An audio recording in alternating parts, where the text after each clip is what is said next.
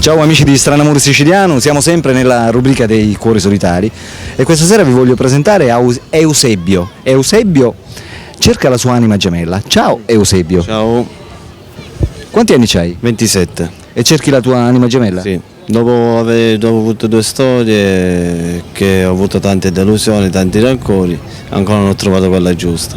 Di dove sei? Da Palermo, E abiti? via Messina Marina. Sempre a Palermo. Sì, sì. Dimmi Eusebio, quali sono i tuoi hobby? Come passi la giornata? Passo tutto il giorno a lavorare, il martedì c'ho libero, vado a farmi, ho tempo di estivo vado a mare, di pomeriggio esco, di sera vado a fare qualche partita con colleghi di lavoro, però Partita di calcio? sì, sì, però durante la settimana sono impegnato perché mi piace lavorare, ho trovato un lavoro che mi hanno messo in regola e speravo tanto che trovano un lavoro in regola perché oggi domani è importante nella mia vita. E basta. Esatto, sei stato fidanzato in passato?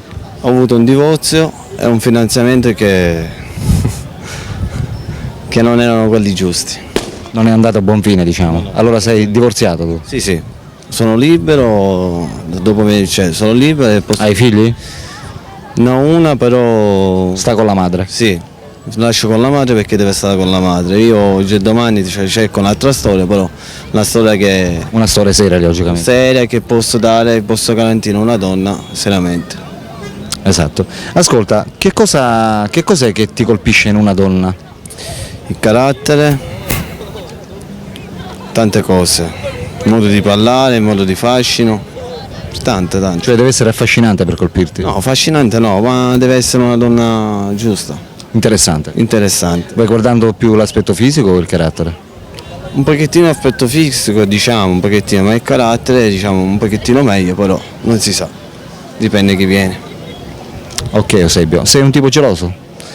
Prima ero molto geloso, ma ora le donne si devono lasciare libere perché se non hai fiducia sulla donna Il matrimonio non va avanti? non va avanti, ma anche il fidanzamento. Certo. E a proposito di matrimonio, tu credi ancora nel matrimonio? Io ancora sì. Nonostante che abbia avuto la delusione? Sì, sì, ho avuto delle delusioni, sì. Credi ancora nel matrimonio? Sì, E quindi credi anche nell'amore eterno? sì, E anche nel colpo di fulmine? sì. Bravo Eusebio.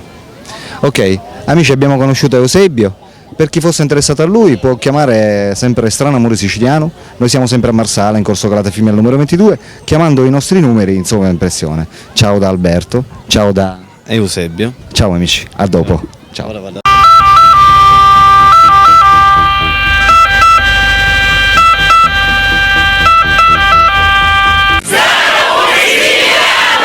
Oh yeah!